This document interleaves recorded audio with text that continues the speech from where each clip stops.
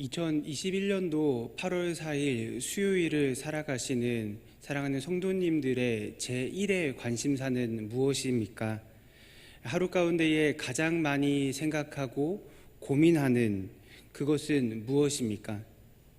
이 말씀을 준비하면서 사람들이 어떠한 것에 대해서 관심을 가지고 살아가는지에 대해 알아보기 위해서 저의 친한 친구들에게 친구들의 제1의 관심사가 무엇인지 한번 물어보았습니다. 어떤 친구는 자신의 제1의 관심사가 자신이 거룩한 성전으로서 하나님께 예배드리며 하나님께 영광을 돌리는 것이라고 이야기를 했습니다. 또 다른 친구는 이제 몇 달 뒤에 결혼을 하게 되는데 이제 결혼 준비, 어떻게 결혼을 준비하면 좋을지, 또 결혼 생활을 어떻게 하면 좋을지에 대해서 관심을 가지고 있다고 이야기를 하고, 또 다른 친구는 이제 신장 이식 수술을 받았는데 앞으로 자신의 건강 관리를 어떻게 하면 좋을지에 대해서 고민을 하고 있고, 어떤 친구는 심지어 하루를 어떻게 살아가면 좋을지에 대해서 관심을 가지고 있다라는 이야기를 하는 것을 듣게 되었습니다. 각자가 원하는 소망을 가지고 살아갑니다.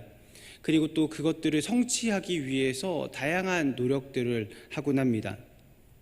그리스도인이라면 자신이 소망하는 것 그 위에 하나님의 영광을 두고 싶어 할 것입니다.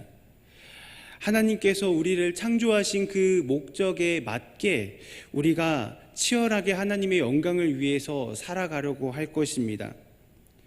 저 역시 이런 생각을 항상 가지며 삶을 살아왔습니다. 저는 하나님을 참 많이 사랑하는 사람입니다. 어려서부터 하나님의 부르심에 순종하며 하나님의 말씀을 전하는 사명을 감당하고 있습니다. 저에게 소원이 있었습니다. 주님께서 말씀하시면 나아가고 주님의 뜻이 아니면 멈춰서는 것, 하나님의 그 말씀 가운데에 언제나 머무르며 살아가는 것, 그것이 제가 살아가고 싶어하는 유일한 소망입니다. 하나님의 영광을 위해서라면, 하나님이 흥할 수 있다면 제가 쇠하는 것도 기쁨으로 여길 수 있다고 생각하며 살았습니다.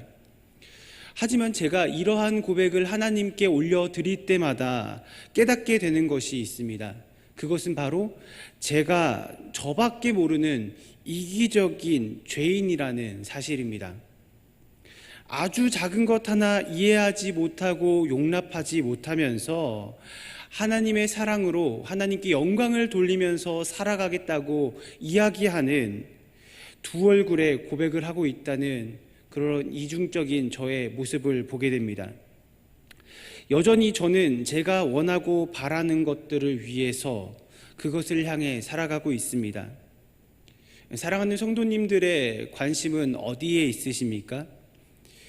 성도님들이 원하시고 바라고 있는 그것을 향해 있으십니까? 아니면은 그 위에 하나님의 영광을 향해 달려가고 있으십니까? 오늘 말씀을 통하여서 특별히 우리의 관심사가 아닌 하나님의 관심사가 무엇인지 알아보고 그분의 사랑으로 인하여서 우리의 삶을 돌이켜 변화시키는 은혜가 우리 모두에게 있기를 간절히 소망합니다. 말씀을 읽을 때 시간적, 공간적인 배경을 이해하는 것이 매우 중요합니다. 예를 들어서 니고데모가 밤 가운데에 예수님을 찾아온 것을 들 수가 있을 것입니다. 니고데모가 예수님을 밤 가운데에 찾아갔다는 것은 여러 가지 의미를 가지고 있는데요. 먼저는 밤이라는 늦은 시간을 통해서 니고데모가 다른 사람들이 알지 못하는 가운데에 예수님께 나아가야 되는, 그런 은밀하게 찾아가야 되는 상황을 설명하기도 하고, 다른 한편으로는 요한복음에서 계속해서 반복되어서 대조되고 있는 빛과 어둠이라는 측면에서 니고데모가 살고 있는 이 시대가 영적 어두움, 영적 침체를 겪고 있는 시기라는 것을 표현해 주기도 합니다. 유사하게 오늘 말씀 20절에서 말하고 있는 그때라는 이 시간적인 배경이 오늘 말씀을 해석하는 데에 아주 중요한 단서가 됩니다. 그렇다면 여기서 말하고 있는 이 그때는 어떤 시간적 배경을 말하고 있는 것일까요? 바로 17절에서 19절의 말씀을 배경으로 하고 있습니다. 어떤 상황인지 18절과 19절 말씀을 한번 읽어보도록 하겠습니다. 보라, 우리가 예루살렘으로 올라가노니 인자가 대제사장들과 서기관들에게 넘겨짐에 그들이 죽이기로 결의하고 이방인들에게 넘겨주어 그를 조롱하며 채찍질하며 십자가에 못 박히게 할 것이나 제3일에 살아나리라. 아멘. 예수님께서 자신의 죽음에 대해서 사랑하는 제자들에게 예언하시는 장면입니다. 그것도 예수님께서 자신의 죽음에 대해서 흐릿하게 설명하시는 것이 아니라 그 무엇보다도 분명하고 명확하게 말씀하고 계십니다. 예수님께서는 자신이 예루살렘으로 가서 대제사장들과 서기관들에 의해 이방인에게 넘겨질 것이고 그들에게 조롱을 당하고 채찍질을 당하여서 십자가에 죽을 것임을 말씀하시고 제3일 만에 부활할 것을 말씀하셨습니다. 이런 상황이라면 만약에 우리가 예수님의 제자들이었다면은 어떠한 말과 행동을 취하겠습니까? 그래도 신앙적인 양심이 있으니까 예의상이라도 예수님께 예수님 죽으시면 안 되십니다. 예수님은 저의 전부이십니다. 차라리 제가 예수님 대신에 죽겠습니다 라고 말하는 것이 인지상정 아니겠습니까?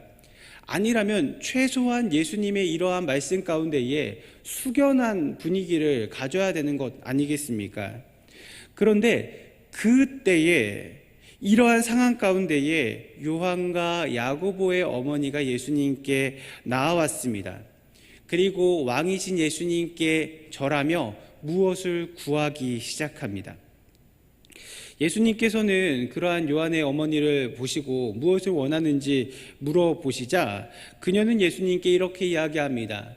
자신에게 있는 그 두 아들이 예수님의 오른편과 왼편에 머물기를 원한다는 것입니다. 쉽게 말해서 예수님의 오른팔과 왼팔 가장 높은 곳에 있기를 원한다는 그런 청탁을 예수님께 하고 있는 것입니다. 이 여인의 제1의 관심은 어떻게 하면 두 아들을 성공의 자리에 올릴 수 있을까였습니다. 오직 그것에만 집중했기 때문에 예수님의 죽으심이 임박한 이 엄중한 순간 가운데에 믿을 수 없는 요청을 예수님께 올려드리고 있는 것입니다. 그녀는 예수님께 나와서 예수님께 절하며 경배했지만 예수님을 인생의 주인으로 모시기 위하여서 경배한 것이 아닌 것입니다. 오히려 예수님의 영광을 이용해서 자신의 꿈을 이루기 위해 예수님께 잠깐 고개를 숙인 것뿐인 것입니다. 그런데 우리가 알아야 되는 것은 이러한 행동이 단지 두 자식을 사랑하는 한 어머니의 이기적인 마음이 아니라 우리의 마음이라는 것, 우리는 그것을 깨달을 수 있어야 됩니다. 사랑하는 성도 여러분, 혹시 예수님을 처음 만났었던 그 순간이 아직도 기억나십니까?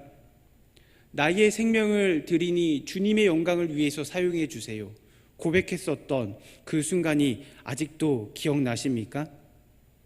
나를 구원하신 주님께 감사하며 나의 모든 것을 내어드릴 수 있는 것처럼 고백했지만 우리 인생이 내가 원하는 대로 흘러가지 않을 때에, 고통스러울 때에 하나님을 수없이 원망하며 죄에 실족하는 삶을 살아가는 우리들의 모습을 볼 수가 있습니다.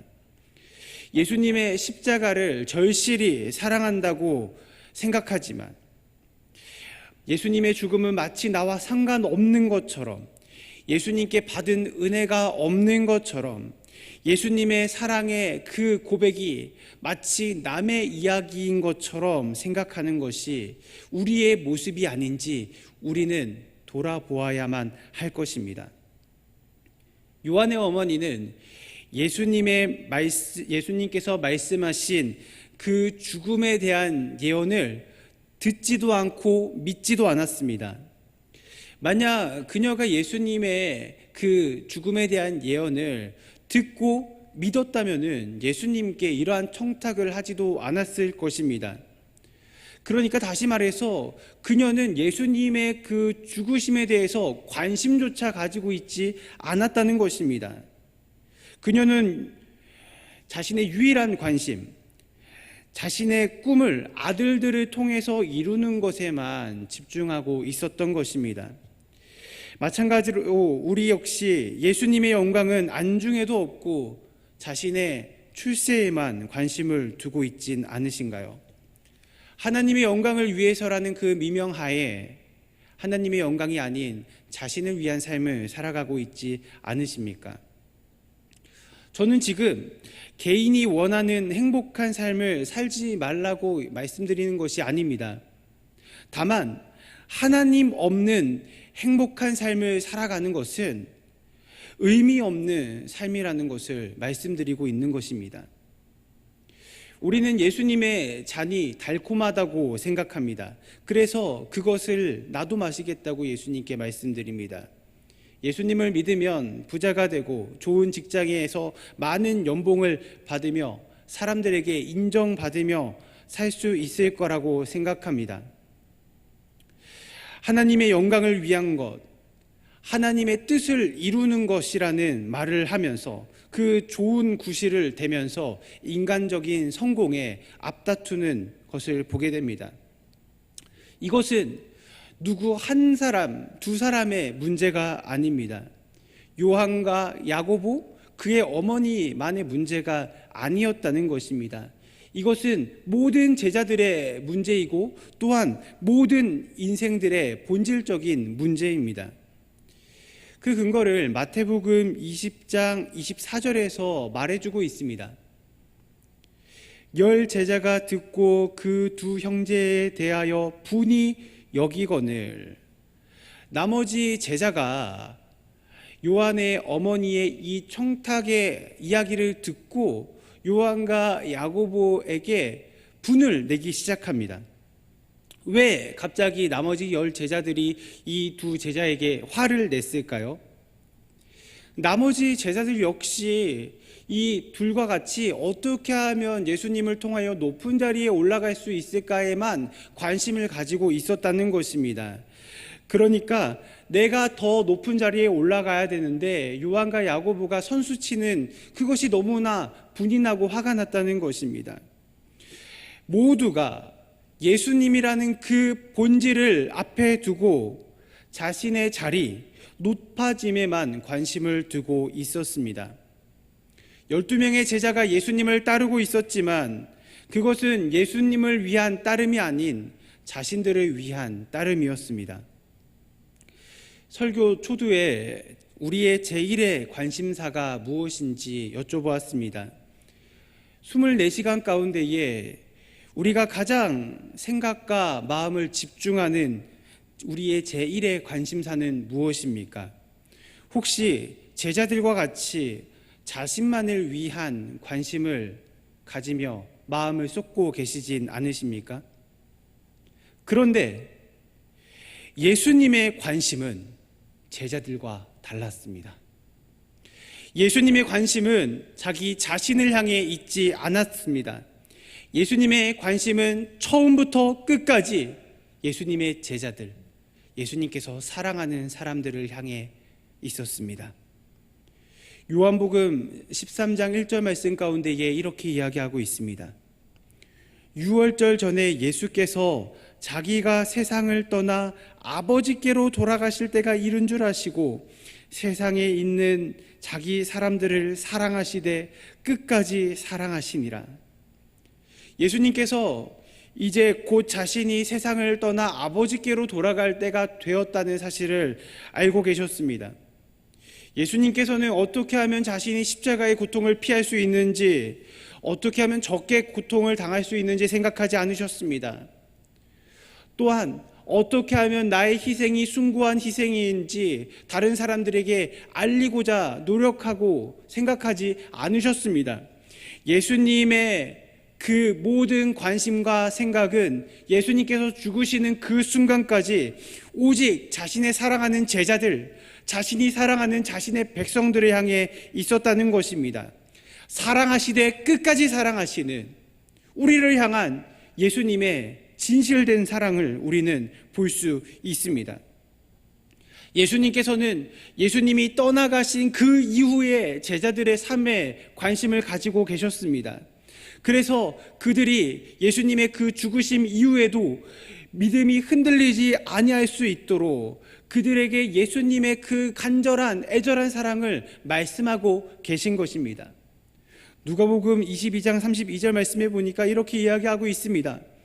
그러나 내가 너를 위하여 내 믿음이 떨어지지 않기를 기도하였노니 너는 돌이킨 후에 내 형제를 굳게 하라. 아멘. 이 말씀은 예수님께서 겟세마네 동산에 올라가시기 전에 베드로에게 네가 나를 3번 부인할 것이야 라고 말씀하시는 가운데에 하신 말씀입니다. 예수님께서 이렇게 이야기하셨습니다. 사탄이 베드로를 밀 까부르듯이 하려고 요구하는 그때에 내가 너를 위해서 기도하겠다. 베드로의 믿음이 땅바닥에 떨어져 뒹굴 것과 같은 그때에 예수님께서는 사랑하는 제자 베드로의 믿음이 땅에 떨어져 짓밟히지 않기 위하여서 그가 다시 회개하고 돌이켜 예수 그리스도의 복음을 전할 수 있도록 그가 배신하기 전에, 범죄하기 전에 이미 그를 위해서 기도하겠다고 약속하고 계신 것입니다. 예수님은 베드로를 책망하지 않으셨습니다. 어떻게 네가 나를 배신할 수 있냐고 말씀하지 않으셨습니다. 오히려 그가 스스로를 자책하여 회개하지도 못할까 봐 그가 범죄하기 그 전부터 그를 위해 기도하고 계셨습니다. 하나님의 영광을 위해 살아가는 것은 어렵고 하나님의 능력을 이용하며 살아가는 것은 매우 쉽습니다. 하나님께서는 인간의 이러한 죄성을 너무나도 잘 알고 계셨습니다. 그래서 인간이 이 연약한 죄성 가운데에 영원히 머물러 있지 않게 만들기 위하여서 죄에서 사함을 받을 수 있도록 만들기 위하여서 특단의 조치를 취하십니다. 마태복음 20장 28절 말씀 가운데에 인자가 온 것은 섬김을 받으려 함이 아니라 도리어 섬기려 하고 자기 목숨을 많은 사람의 대속물로 주려 함이니라 라고 우리에게 말씀하고 계십니다. 예수님께서는 온 세상 만물 모든 피조물로부터 찬양과 경배를 받으시기에 합당하신 분이십니다. 이 세상의 모든 것은 그리스도께로부터 나왔습니다. 그는 온 세상의 창조주시고 통치자이십니다. 그런데 그런 예수님께서 이 세상 가운데에 섬김을 받으시려 내려온 것이 아니라 도리어 자신의 백성들을 섬기러 오셨다고 말하고 계십니다. 예수님의 섬김은 배고픈 사람에게 먹을 것을 나누어 주는 정도의 섬김이 아닙니다. 슬픔을 당한 사람에게 위로를 해주는 정도의 섬김이 아니었습니다. 예수님의 섬김은 자신의 생명을 대속물로 내어주시는 완전한 섬김이었습니다. 대속물이 무엇입니까?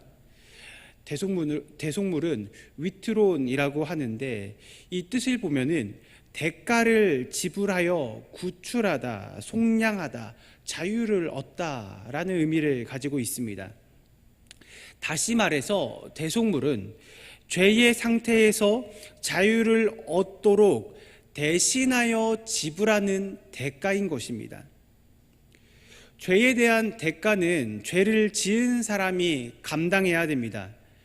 만약 중간에 어떠한 잘못된 과정으로 인하여서 죄를 짓지 않은 사람이 죄에 대한 대가를 받게 될 경우에 우리는 그것을 억울한 일이라고 이야기합니다. 인간적인 시각에서 예수님은 억울한 일을 당하셨습니다. 죄를 짓지 않으셨지만 그 죄에 대한 대가를 홀로 감당하셨기 때문입니다.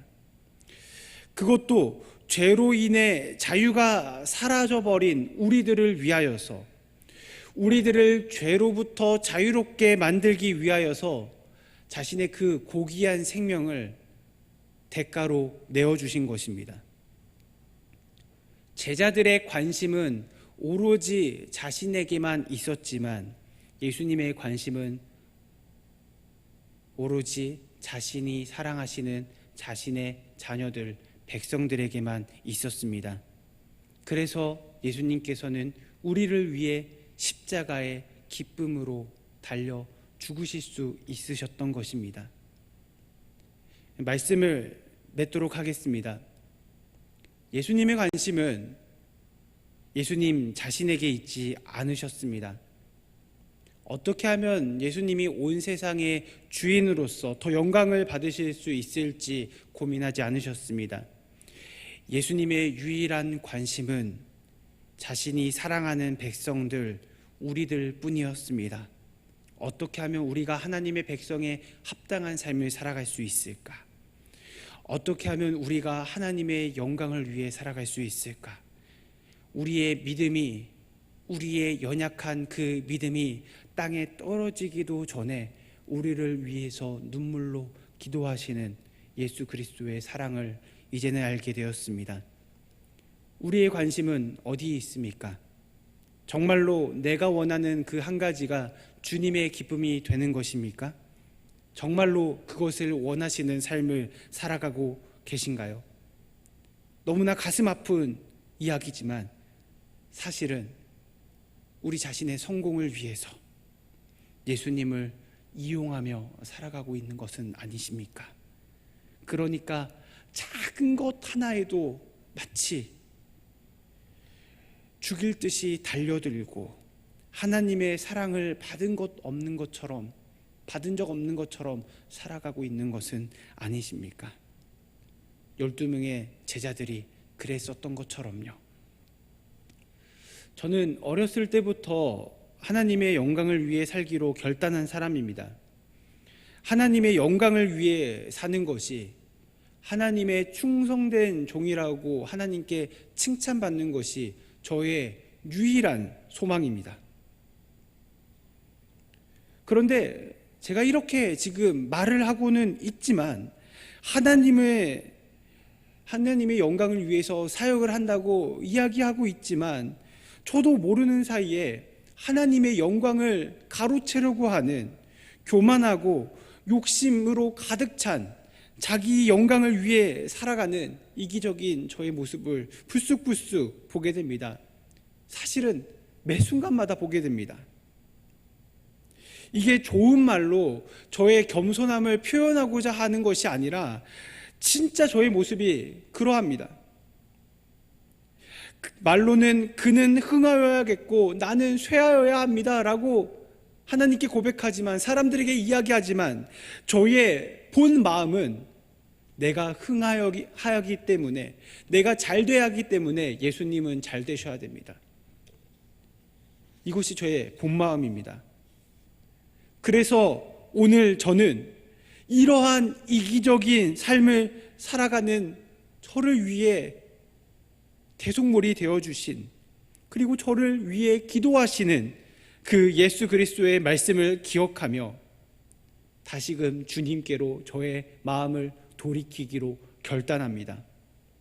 나의 죄값을 치르기 위하여서 대속물이 되어주신, 자신의 모든 것을 내어주신 예수님의 그 놀라운 사랑을 기억하며 부족하지만 십자가를 향하여 다시 한 걸음 한 걸음 내딛기로 주님 앞에 결단합니다. 사랑하는 성도 여러분, 예수님께서는 이런 연약한 우리를 위해서 이 땅에 오셔서 자신의 생명을 우리에게 내어주셨습니다. 우리에게만 관심을 두시고 사랑하시어 자신의 모든 것을 내어주신, 우리의 죄의 값을 대신 치루신 대속물의 사랑을 전하신 그 주님을 기억하며 이제 다시금 회개하며 돌이켜 주님을 사랑하며 주님을 섬기는, 주님께만 영광을 돌리는 제자된 삶을 살아가는 사랑하는 대강의 모든 성도님들 되시기를 간절히 소망합니다.